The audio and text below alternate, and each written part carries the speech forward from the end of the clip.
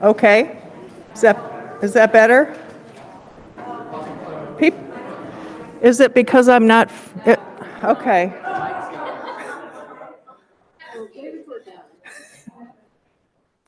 Maybe, is it because of my mask? That's better. Okay. I can hear me. Sorry about that.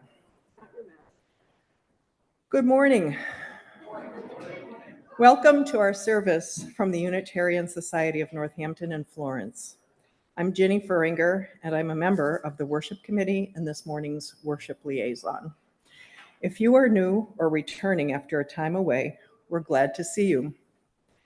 Please feel free to fill out a blue welcome card, which somebody will hold up.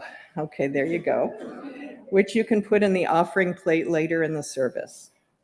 There is a link to an online version in the chat. We'll put you on our email list so that you can receive information about all that we do. We are happy to welcome C.B. Beal back to our pulpit this morning. We strive to be a congregation that welcomes people of all ages, races, religious beliefs, backgrounds, sexual orientations, gender identities, and abilities. We belong to the Unitarian Universalist Association of Congregations, and we are guided and inspired by its values and principles. Our values and principles move us to remember that those of us in the Pioneer Valley, is that better?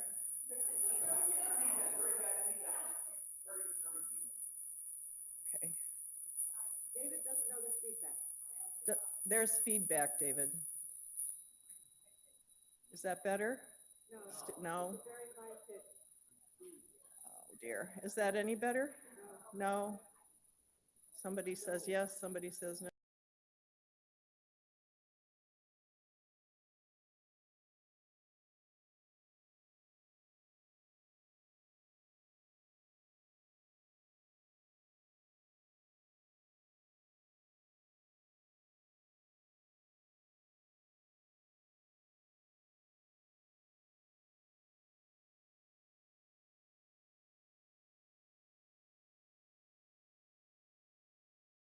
Values and principles move us to remember that those of us in the Pioneer Valley live on the unceded homeland of the Pecumtuck, Nonotuck, and Western Nipmuc peoples. We acknowledge our responsibility to confront the legacies of dispossession and systemic racism that are part of our collective history, and we affirm and celebrate the many legacies that inspire us. We have drawing materials in the back and other ways to occupy hands on the tables in the back. Restrooms are downstairs. Reach through these two doors, and you can either take the stairs or an elevator, and please return the same way. Nancy has a brief announcement for us. Hi, my name is Nancy Sardison, and I'm a member of the 200th anniversary team. Last Thursday, February 22nd, marked the 199th anniversary of what we now call USNF. Please join me and the rest of the team for coffee hour after the service. The gathering will serve as the kickoff to a year-long effort to involve as many of us as possible in ways to recognize that historic milestone and to explore the roots of our current place in the development of a free, liberal religious tradition that a small band of liberal religious rebels began 199 years ago. It takes a village to make a village, and we have cake.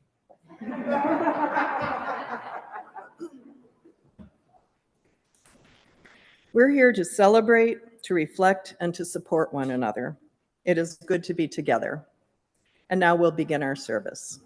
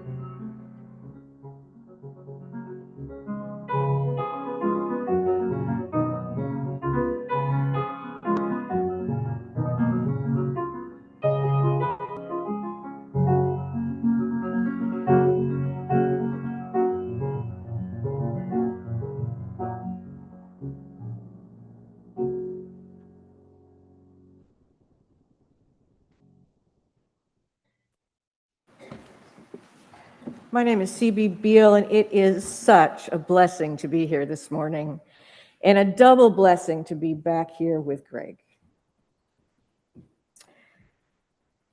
Our opening words this morning are by Mia Birdsong.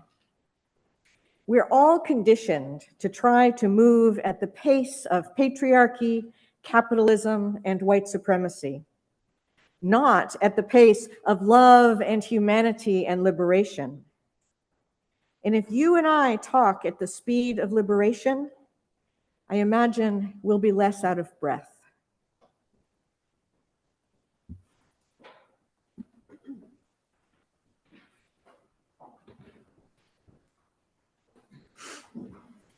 I invite everyone to rise and body your spirit for our chalice lighting. We'll remain standing for the first hymn. We light our flaming chalice as a beloved people, united in love and thirsting for restorative justice. May it melt away the tethers that uphold whiteness in our midst. May it spark in us a spirit of humility.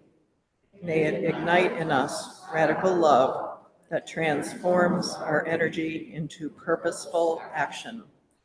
This a chalice of audacious hope. This chalice shines a light on our shared past, signaling our intention to listen deeply, reflect wisely, and move boldly toward our highest ideals.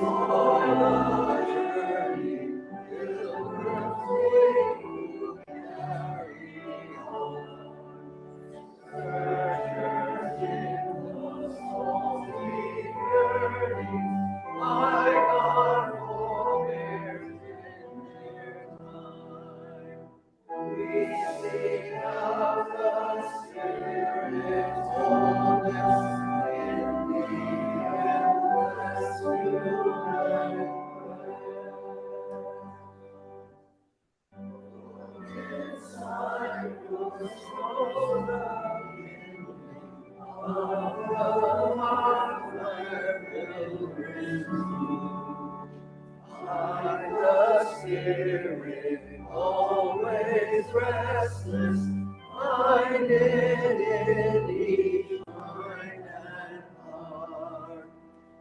Touch and hold that patient yearning, kindling for a new truth. That we now among the faithful, facing future far behind us, wayside hostel, built by those who wild roads. But here this sacred verse, carried in our minds and hearts.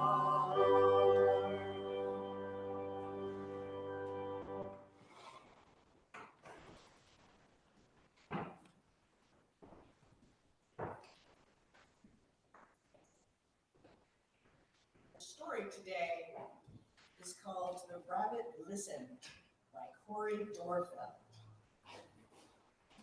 One day, Taylor decided to build something. Something new, something special, something amazing. Taylor was so proud. But then, out of nowhere, things came crashing down.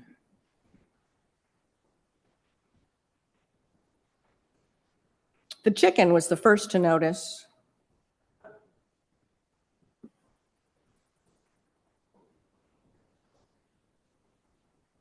eventually.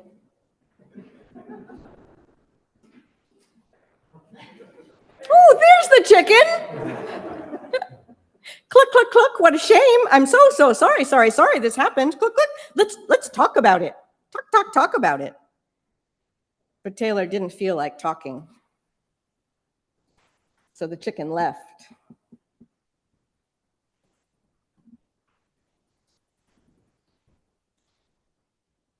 Next came the bear. There's the bear. Yar, ar, ar, how horrible. I bet you feel so angry. Let's shout about it. Gar, ar, ar, ar. But Taylor didn't feel like shouting, so the bear left. The elephant knew just what to do. I can fix this. We just need to remember exactly the way things used to be. But Taylor didn't feel like remembering. One by one they came. The hyena, let's laugh about it. The ostrich, look, let's hide and pretend nothing happened. The kangaroo, oh, what a mess. Let's throw it all away. And the snake, let's go knock down someone else's. But Taylor didn't feel like doing anything with anybody. So eventually they all left until Taylor was alone.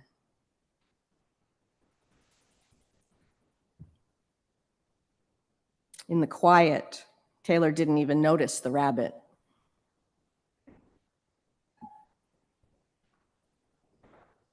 But it moved closer and closer. Together they sat in silence until Taylor said, "Please stay with me." The rabbit listened until Taylor could feel its warm body. The rabbit listened as Taylor talked. Is Taylor talking? My reading glasses are on. We didn't think that part through. The rabbit listened as Taylor shouted. The rabbit listened as Taylor remembered and laughed. The rabbit listened to Taylor's plans to hide, to throw everything away, to ruin things for someone else. Through it all, Rabbit never left. And when the time was right, the rabbit listened to Taylor's plan to build again. "I can't wait," Taylor said. "It's going to be amazing." Thank you for your good listening.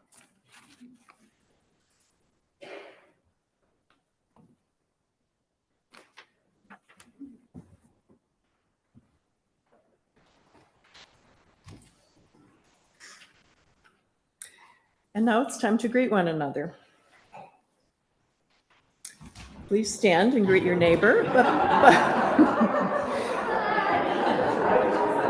If you're on Zoom, you're invited to turn on your videos, wave, and say hello in the chat. It's helpful to switch to gallery view.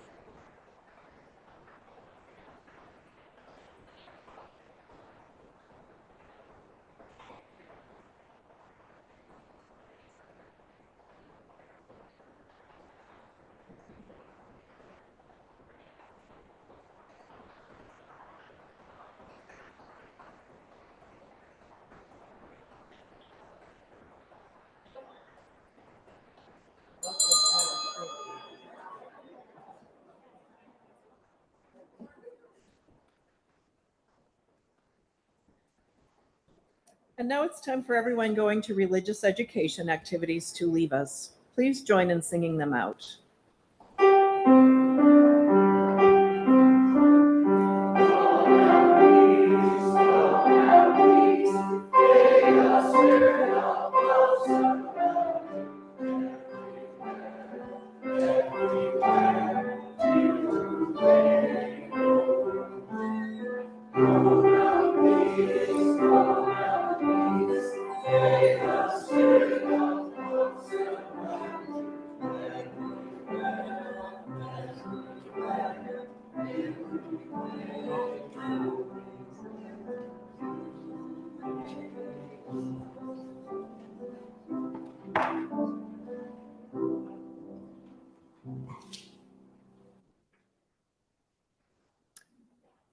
I'm looking for Eric. Eric, are you here?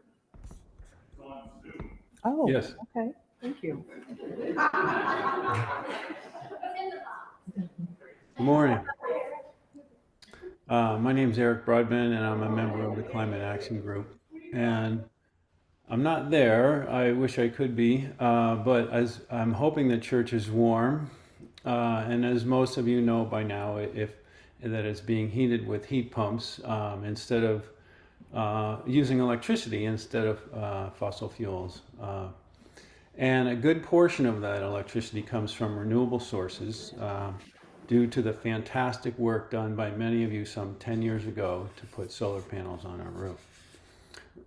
We have more work to do as we're continuing to transition off of fossil fuel, but we're well on our way, and hopefully by 2025 we'll achieve our goal to become a carbon-free society. Our success in this effort has been made possible by all of you in one way or another, with major contributions from many, including our House and Property Committee, our Climate Action Group, our Finance Committee, and coordination with the Stewardship Committee. We had great leadership from our board, and our capital campaign quickly communicated our need to help fund the project to you all, and your response was amazing.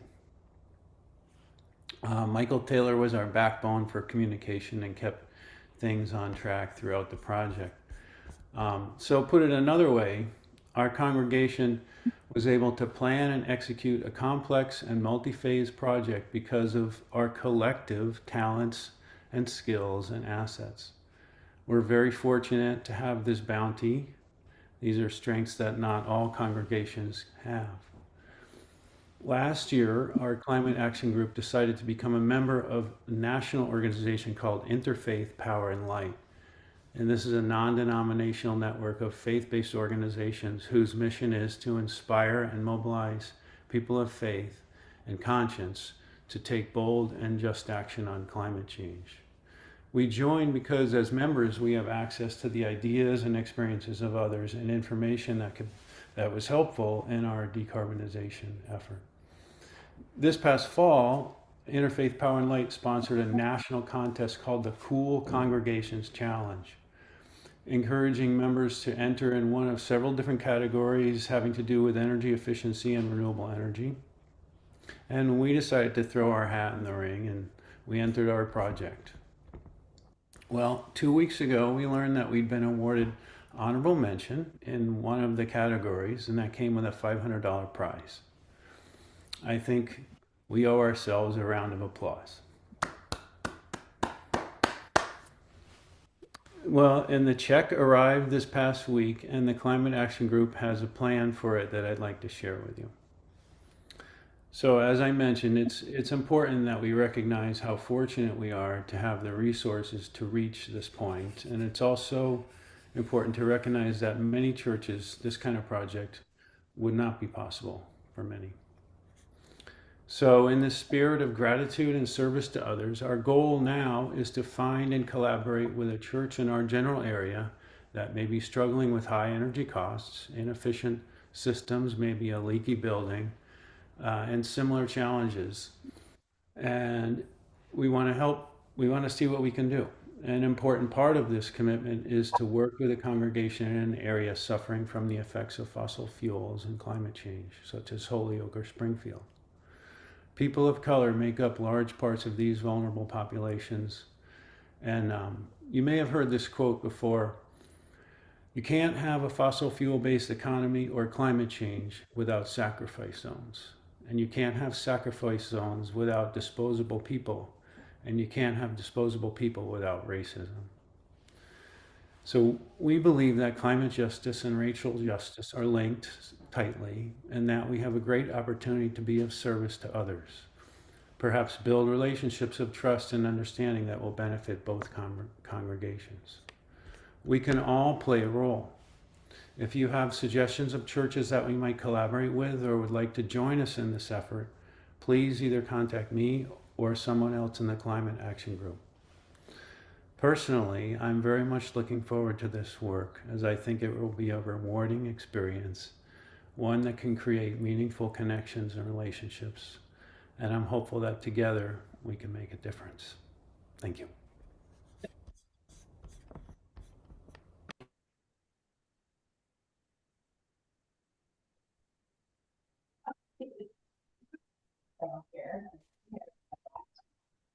I've run the tech team from up here before, or this tech, although I wasn't very much help today, sorry. I'll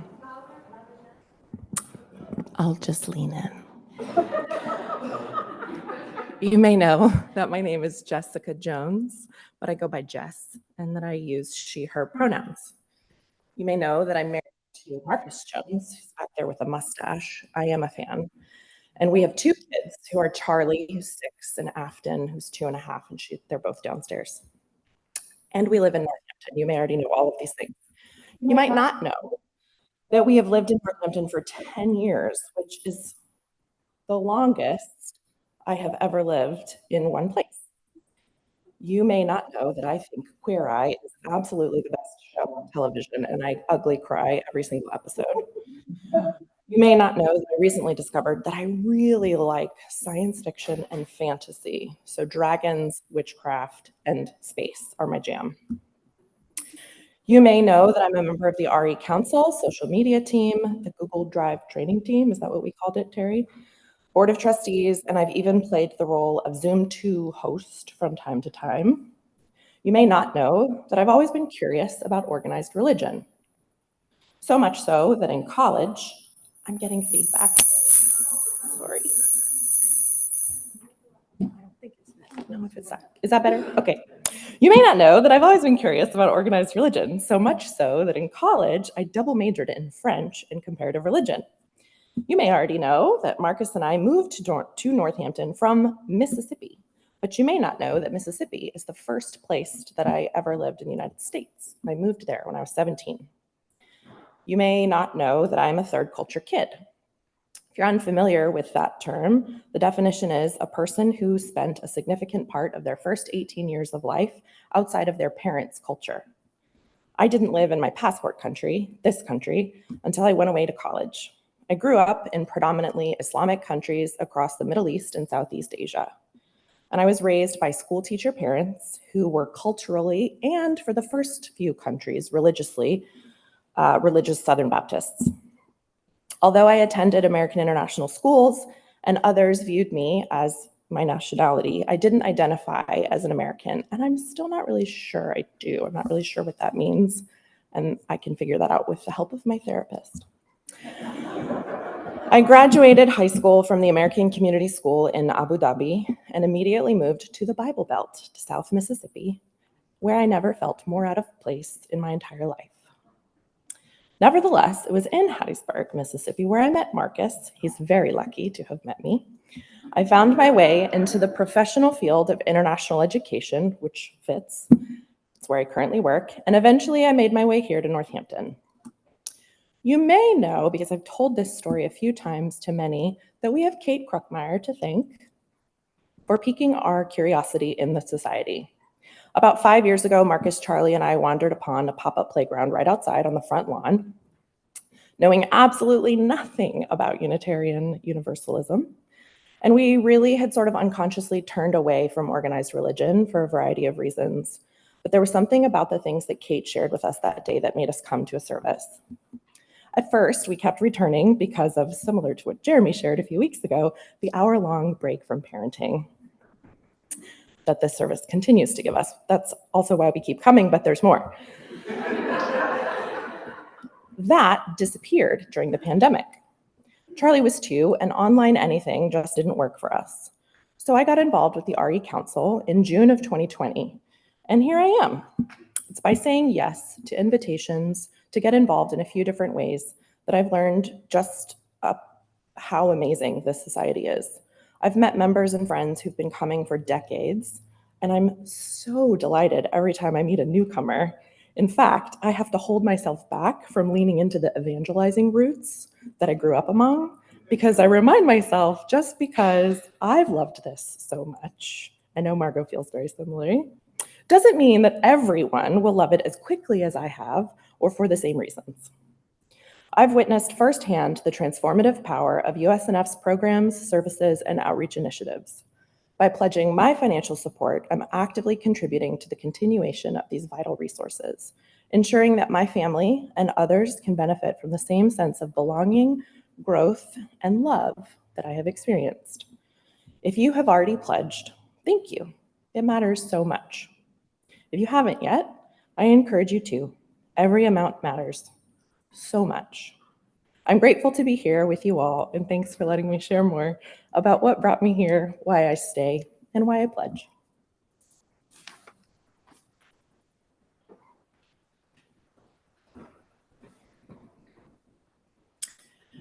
Our generosity makes everything we do possible, and it helps us support organizations and movements in the greater community. Half of the proceeds of each week's offering support the Society's operating budget, and half are shared outside our walls. The organizations we are currently supporting are listed on the screen. Our morning offering will now be given and gratefully received.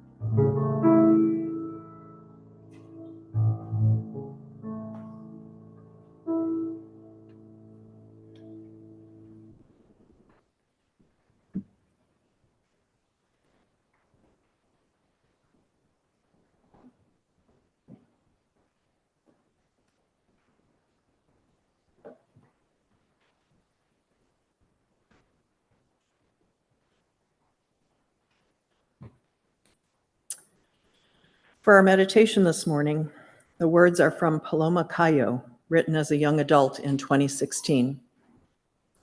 We are a whole, healing, and broken people. We are a whole, healing, and broken faith. We are a whole, healing, and broken world. As youth and young adults, we are constantly reminded of the inevitable fact that this is our inheritance. Our experience as young people at this pivotal time in the world does not pass peacefully or easily. One of the hardest questions we find ourselves asking time and time again as we do our work of faith and action is, where is my place? What can I do to help heal the pain I see? How do I inherit this broken world with grace? Because the truth is that we have been bequeathed a devastated world. How do I inherit this broken world with grace? There is so much resistance, so much pain to bear witness to. But we are tired and we are ready for change. The effects of this resistance and avoidance of bearing witness can be seen clearly in our own congregations. Soul is being drained. Oppressed identities are still living unseen. Stories are going untold. And pain is being met with a solution rather than an empathetic listening ear. We'll take a moment together in silence.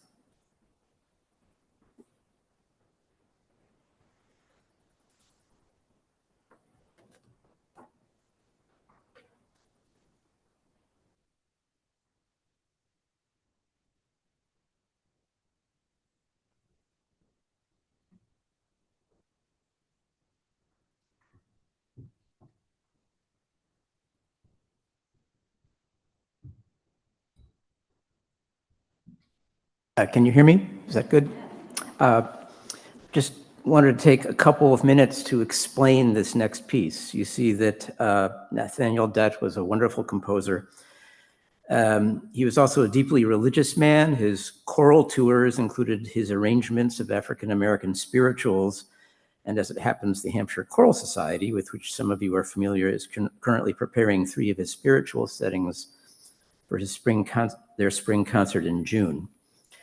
I've known of Martha Complains for a long time, but until recently, it hadn't occurred to me to find out who Martha was and what she was complaining about. So here's the backstory in 115 words. This all takes place in Bethany, 2 miles east of Jerusalem, and one commentator indicates that Mary and Martha may have been the most important and prominent women in Jesus' life after his own mother. The story is recounted in chapter 10 of Luke, and this is it. He, Jesus, entered into a village, and a woman named Martha received him into her house. And she had a sister whose name was Mary, and she came and sat at the feet of our Lord and listened to his words. But Martha was busy with many household cares, and she came and said to him, "My Lord, you do not seem to care that my sister has left me alone to serve and work alone? Tell her to help me." And Jesus answered and said, "Martha, Martha, you are worried and excited about many things, but one thing is more important than that. And Martha has chosen the good portion for herself, which shall not be taken away from her." This goes on for a couple of minutes, but on the other side of it, today's postlude is about a minute long.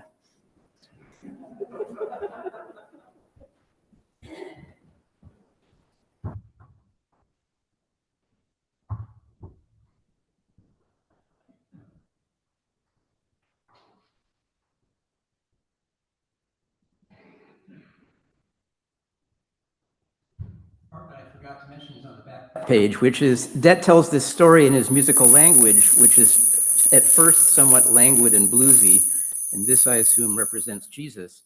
Then around 1 minute and 40 seconds in, this is interrupted by a sudden change in texture, a big ascending chromatic scale. I bet this is Martha's complaining.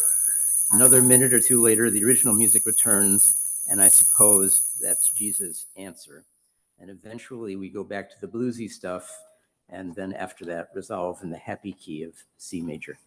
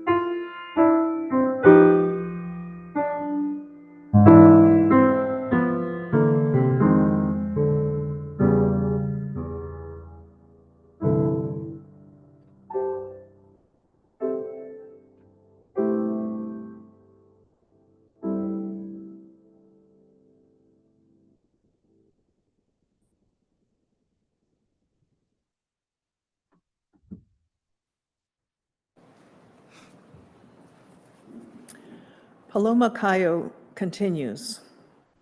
What we are trying to do as we inherit this broken world is to rebuild a sanctuary, a place where there is a space to sit in discomfort, to accept your pain, to acknowledge mistakes made and humanity and the lives lost because of them. Because only when we come to bear witness to the cracks and shattered pieces can we begin to help heal what has been broken. We are a whole, healing, and broken people. Our duty is to lift up voices and listen deeply to stories, both joyful and painful. We are a whole, healing, and broken faith. Our call is to celebrate, empower, and affirm the sacred. And we are a whole, healing, and broken world. So let us bear witness to that difficult truth. Please rise and bow to your spirit for our hymn number 1029 in the teal hymnal. Love knocks and waits for us to hear.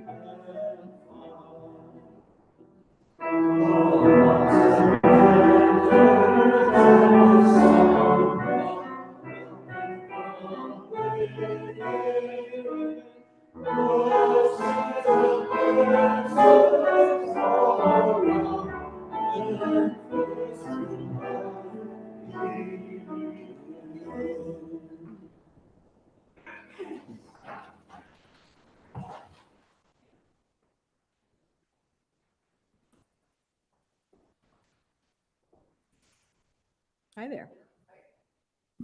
Thank you, David.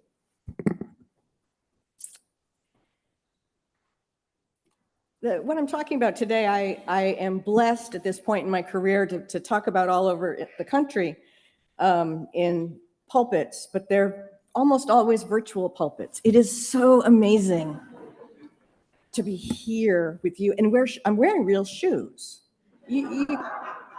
That's a thing. Thank you. In our story today, the bear, ostrich, chicken, hyena, and elephant all did what they always do, the way they always do it. Whether it was hollering at people how to fix their life, tidying it up for them, or pretending it's not real, none of it was what Taylor needed. Paloma Cayo wrote about the world she inherited. That world was left to her by people who continued to do the things they always did, the way they always did it. So many of us, members of industrial cultures, have lived largely by habit, convenience, or profit, which wreaked havoc on the natural world, destroyed ecosystems, and created climate disaster. We're in year 5 of a pandemic. There's strong messaging telling us that the pandemic is over. But what's over is the emergency declaration. What ended was the government's worldwide commitment to massive research and funding for prevention and care for this disease that continues to kill and disable millions. What's over is the lockdown stage for everyone, not just those millions who remain home because they live in communities that won't make it safe, or at least safer, for them to be in public. The response ended, the pandemic continues. This week's data for Hampshire County indicates that about 1 in every 35 people are currently infectious with COVID-19. We know that half of those will experience no acute symptoms, so they don't know they're infectious and won't stay home and probably won't wear a mask. That's science, it's math. And I gotta say, until this pandemic, I was really good at avoiding math. Just saying. Just saying. Today, I'm taking us on a little meander through some things that might start out to feel unconnected. The first is an invitation for you to reflect. Is it ethical to steal bread to feed your starving family? I was in 6th grade the first time I got this type of question. The teacher told us about a boat in the ocean that was going to sink from being overweight. It was a lifeboat, and everyone got on it, but it was too many people. And the solution, we were told, was to decide who to throw overboard. There were 10 people in the boat, we were told, and the exercise described them all. Someone was a doctor, another was a pregnant person, someone was elderly, one was a farmer. It went on. And we, from our position sitting in our school seats in a 6th grade classroom, high in the Adirondack Mountains, not in actual danger at sea, we're supposed to decide who we would throw over. We made an ethical decision from our hypothetical rather than real circumstances. On the first day of my Philosophy 101 class in college, the professor said, "Imagine there's an axe murderer in a big room, much like this one, who is imminently and for sure going to kill people, this axe murderer, and you are in the balcony. You're safe and you're out of reach, but you could cut the cord on the chandelier, which would drop on the axe murderer. Would you kill someone," he said, "to stop them from killing someone else?" Now, like the overcrowded lifeboat, protecting you all with a chandelier is not an ethical dilemma I am likely to face. But all three of these, bread, lifeboat, chandeliers, are ethical questions we often find ourselves pondering, detached from most of our lived reality, and often asked of people who are not the vulnerable people even in the story. The people who have the most privilege are often those who both frame the questions and provide the answer. Is it ethical to steal bread to feed your starving family, to push someone off a lifeboat, or drop a chandelier on someone's head? I would like to suggest these are the wrong questions for our times. To answer these questions, to radically tell some truth, as Kaio asks us, we have to decide who is we in this occasion, and more, do we know enough about the real world impact of imminent physical threat or starvation to be able to answer these questions? Do I, in my own experience and brain, have enough knowledge and relative experience to answer these questions about bread, boats, or chandeliers in any useful way other than braying my opinions or telling someone else what to do, even in imagination? Nah.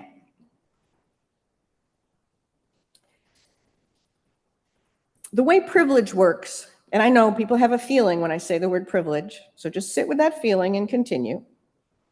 Privilege works by conferring a benefit onto a category of people. A person is covered by privilege only if they are perceived as part of the benefited category. It's not something we cannot decide to have anymore. It's part of a system that provides us cover and benefit. And it provides a frame for how we perceive the world, whether or not we ever asked for it. Is it ethical to steal bread to feed your starving family? How come the question isn't, is it ethical to hoard bread while families are starving? Why in these exercises aren't we asked these questions? I suggest it is because in a system that confers privilege, economic, racial, or otherwise, that system frames the questions we are asked, and in doing so, guarantees that the available answers are limited. Although a few of us here may have lived with food insecurity, our common experience is not one of starvation. When I think about systems, they're like huge, they're complex, they don't actually have a personality that is self-conscious. I like to think of them in their functional form as like a social media algorithm. Right? We can go weeks on our social media feeds without ever seeing a social media post from our friend Jeremiah, because Jeremiah keeps writing about COVID and climate change. And the algorithms right now are set up that those posts will not be shared. The algorithm structured to uphold the system that maximizes profit might occasionally show us Jeremiah's posts about bullfrogs, but not climate disaster or COVID. Often the only way we can notice Jeremiah's posts and learn from Jeremiah's experience is to go to his actual social media page to find out what Jeremiah has posted there and what we might learn from it. Systems of power and privilege that offer cover to some and create impacts of marginalization and oppression on others, this is how they work. If we who are protected by privilege in a certain situation don't seek out information and other people's experience and attend closely to those who are most impacted by something, we will continue to believe that we know all there is to know and that we can make that decision. Is it ethical to steal bread? You know this is a big old metaphor, right? Okay, just making sure. The reality is that in our country today, systems of power, particularly extractive capitalism and its best buds, patriarchy and white supremacy, want to diminish democracy, undermine science, and limit freedom of choice. The same systems of power fund anti-climate change activism and legislation. And for simplicity, I'm just going to reference the Koch brothers, although now it's just the Koch brother, Charles. They spent millions and millions of dollars to promote their businesses, oil, in a free market that would be unencumbered by pesky details like clean air and water and employee health and safety. They want us to recycle our individual soda bottles while we ignore the belching from their factories. When the pandemic began, the oil industry took a huge hit. And bajillionaires like Koch began intentional efforts to get people back on the road and back to earth, back to work, back to school. Yeah, that's interesting. I'm gonna have to think about that. They funded groups that were anti-vaccine, anti-masking. They opposed the government supporting people financially while we were shut down. They funded the Great Barrington Declaration that had promoted herd immunity early on, which we now know did not and will never work, and caused thousands of unnecessary deaths. Through the Koch-funded Heritage Foundation, an organization you may have heard of, Moms for Liberty, they began as a group opposed to masking and vaccine mandates in schools. That's how they started. But they now make their mark in opposition to accurate education about race and ethnicity, GLBTQ people. They promote book bans and spew anti-trans rhetoric. Moms for Liberty now targets LGBTQ student protections. They publicly harass school board members personally. They disrupt school board meetings. You may have seen meeting videos. To name just one place, Oklahoma, With a Republican supermajority and 5 chapters of Moms for Liberty, Massachusetts only has 2. Only. Oklahoma enacted laws targeting various aspects of trans lives last year. The governor signed a bill that criminalized providing gender-affirming medical care to minors, and barred trans girls and women from participating in female sports teams or using school bathrooms that matched their gender identity. Currently, more anti-trans bills are being considered in Oklahoma. Measures to ban gender-affirming care for adults. It was never about the children. And there's others on the docket to prohibit school employees from using a student's chosen pronouns if they don't correspond with the sex assigned at birth. The woman behind the hate and harassment social media site Libs of TikTok, which demeans, attacks, and pushes disinformation against queer folks and targets educators, healthcare providers, librarians, queer people, and institutions very personally, leading to harassment and violent threats. Well, she's been appointed to the Oklahoma State Library Media Advisory Committee. There is ample research that confirms that when bigoted and dehumanizing rhetoric increase, whether online or offline, it leads to spikes in bias incidents. Oklahoma, one of the states that has had more anti-trans activity than some others, has also seen an uptick in violence. The most recent of which was the death of Nex Benedict, beaten by their schoolmates in a bathroom. Nex died the next day. Here's the thing. The very same political and economic forces, the industrialist and capitalist order, the right-wing populist and Christian nationalist movements that support anti-trans, anti-immigration, anti-elitist, and anti-science rhetoric, fund organizations and politicians. They fund online bot and troll farms and more that spew rhetoric and talking points. These forces want us to use oil like it'll last forever and the world isn't on fire. They claim the planet is warming for natural, not human-caused reasons. They ban trans health care and the freedom of speech, even to choose our own pronouns. They ban books that provide an accurate history about how these very political and economic forces gain so much power in the first place. They claim things like, we have to learn to live with COVID-19, continuing the myth that only sick, old, disabled people will die, and that's okay, I guess. That was sarcasm for people who don't read sarcasm. Just checking. But they do this even as COVID itself is disabling previously healthy people by the millions.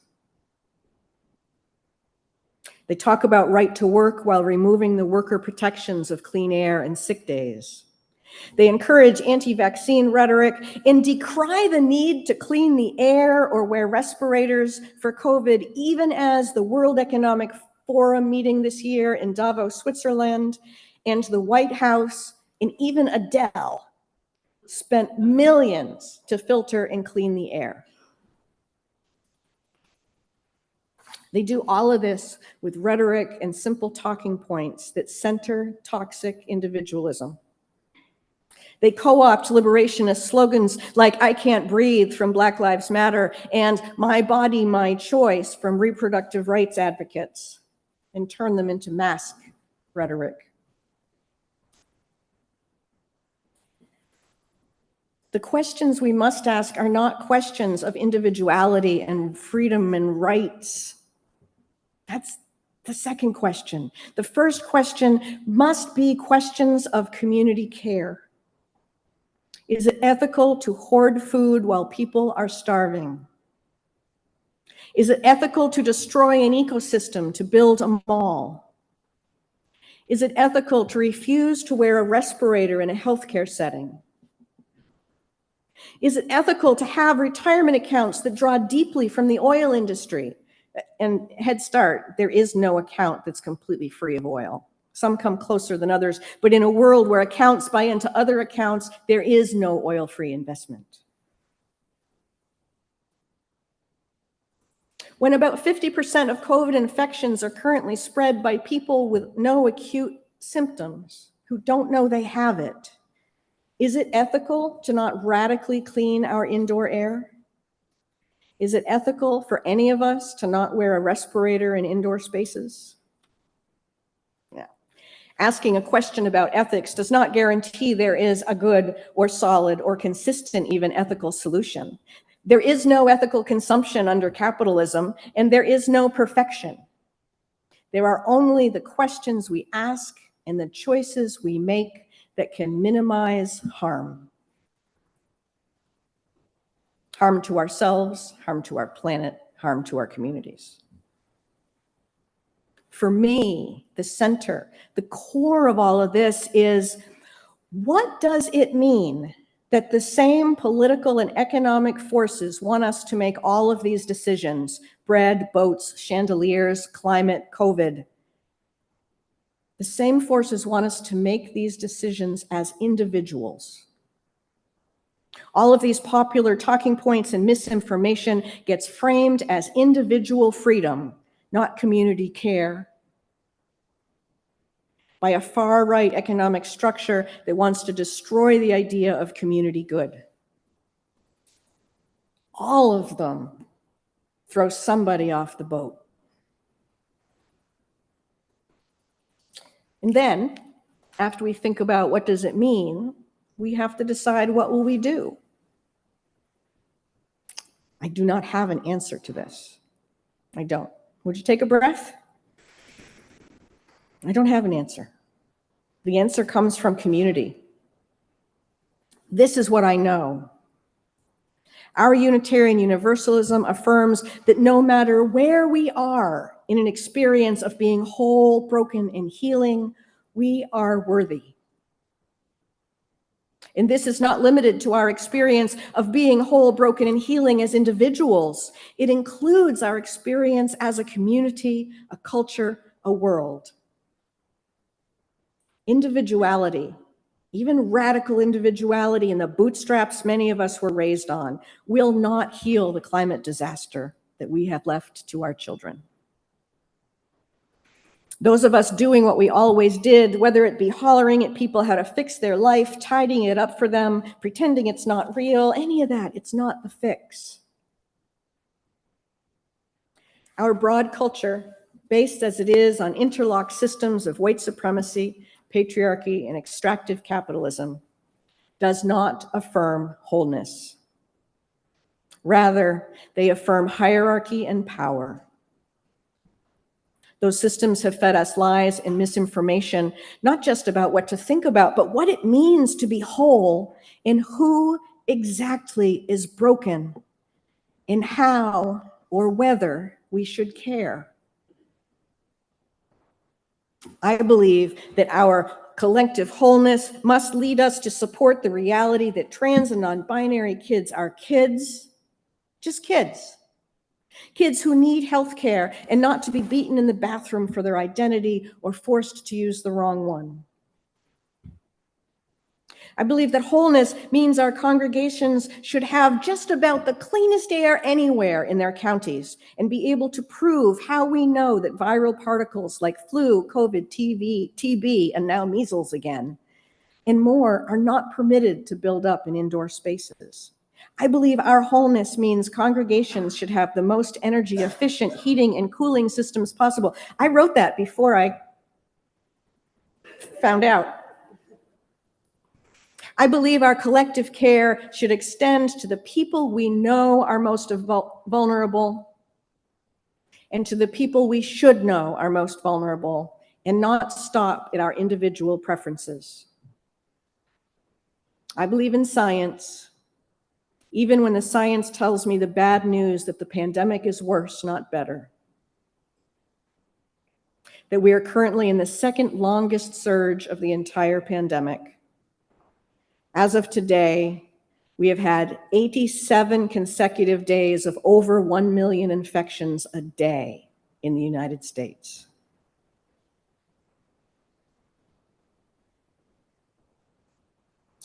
We try to talk about being post-pandemic and post-trauma, but we are still living in it.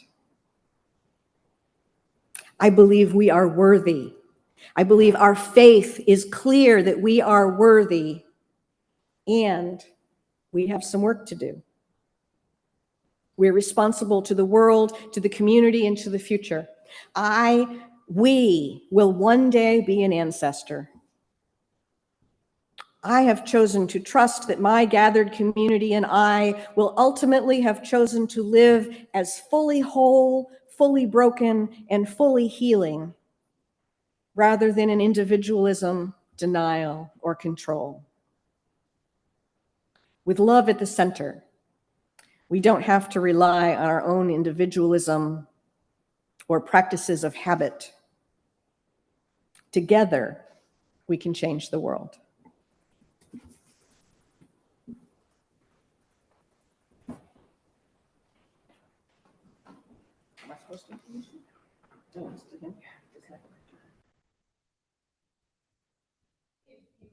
Comfortable and willing and want to, you may rise as we sing Love Will Guide Us, number 131.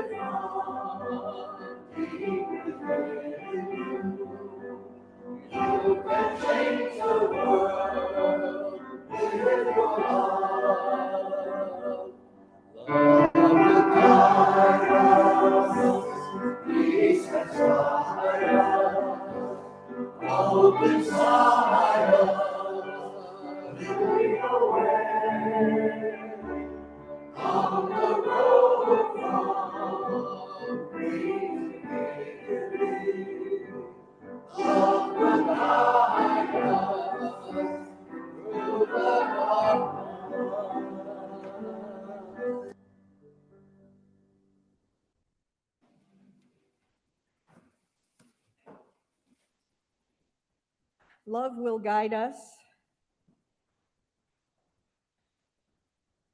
I really believe that. Would you say that? Love will guide us. Thank you. We are responsible to the world, and we will be ancestors. And we show up day after day after day. We show up for one another. We show up for our community, and we show up for the world. As you go back into the rest of your lives now, take this with you. You are worthy. Amen.